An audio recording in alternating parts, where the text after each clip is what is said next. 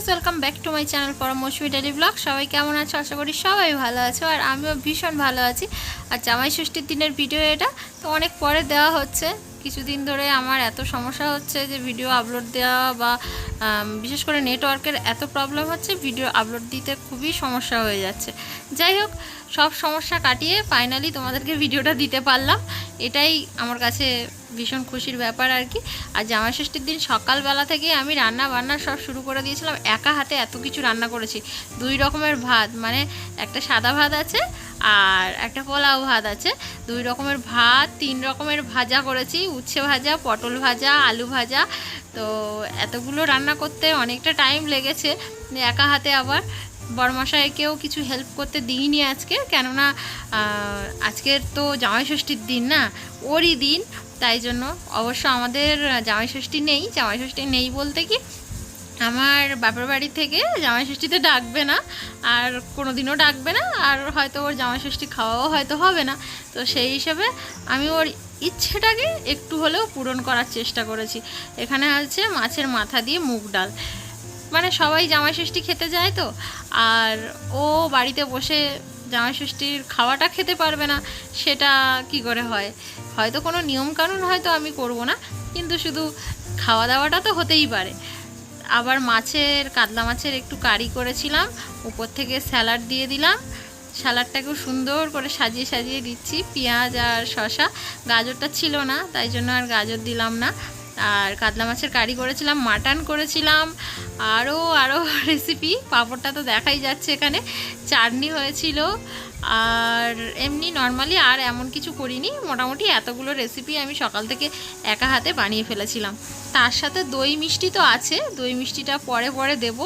আমের টক চাটনিটাও বেশি ভালোবাসে, তাই জন্য টক চাটনিটা করে ফেলেছিলাম। আর এমনিতেও মাটনটা আজকের রান্না হয়েছে। মাটনটা 2-3 দিন আগে থেকে এনে রেখে দিয়েছিলাম, যেহেতু জামাই ষষ্ঠীর দিনে মাটনের ভীষণ দাম হবে, সেই কারণে আগাম এনে রাখা। তাই তখন এনেছিলাম 880 টাকা করে আর কি মাটন ছিল। আর আমরা যেটা নিয়েছিলাম রিয়াজি মাটন ছিল, তো এটা বেশ খেতেও বেশ ভালোও হয়েছিল। আর এখন কাতলা মাছের কারিটা তোমাদের দেখাচ্ছি, একদম ঝালঝাল কারি করেছিলাম। আর চাটনিটাও বেড়ে ফেললাম। ওকে একাকেই থালা সাজিয়ে দেব, আর আমরা থালা সাজিয়ে নেব না, যেহেতু ওর দিন, তাই জন্য ওকে একটু সুন্দর করে সাজিয়ে গুছিয়ে খেতে দেবো। আর আমরা নর্মালি এমনি যেরকম ভাত তরকারি খাই সেইভাবেই নিয়ে নিয়ে খাবো আর কি। আমার আবার এইভাবে খেতে খুব অসুবিধা হয়। আর বড়মশাইকে আমার অনেক দিনের ইচ্ছে যে এইভাবে সাজিয়ে গুছিয়ে সুন্দর করে বাটিতে করে ভাতটা এরকম গোল গোল হয়ে পড়বে, সেইভাবে খেতে দেবো ইচ্ছে ছিল। তো সেই ইচ্ছেটা আজকেরে পূরণ করতে পারলাম। আর রসগোল্লা নিয়ে এসেছিলো, রসগোল্লাটাও বের করেছি, মিষ্টি আর আম কেটেছিলাম। মোটামুটি সব রকম করে এই সাজিয়ে গুছিয়ে দিলাম। কেমন লাগছে থালাটা বলো অবশ্যই। জামাই ষষ্ঠী খাবার দাবার করেছে, ওঠ। ওই জামাই ষষ্ঠী খাবি না? ওঠ ওঠ, জামাই ষষ্ঠী খাবি, ওঠ। আর এদিকে আমার শাশুড়ি মাও এসছে, মা একটু আগেই এসছে। তো আজকের খাওয়া দাওয়াটা তো ভীষণ জমিয়ে হবে। এইটাই খেয়ে নিয়ে জানো পুরো শরীর পুরো আইঢাই অবস্থা হয়েছিল। তো আমরা বেশি খেতে পারি না, খুব একটা বেশি খেতে পারি না, তাই এত আইটেমে তাই আমাদের এই অবস্থা হয়েছিল। যদি এর থেকে আরও বেশি আইটেম হতো তাহলে ভাবো কি হতো। তারপরে আরও কিন্তু আছে, মাংস আছে, মাছ আছে, সব আছে, কিন্তু খেতে হবে। সব আছে, দই আছে, মিষ্টি আছে, সব আছে, আলু আছে, সব আছে।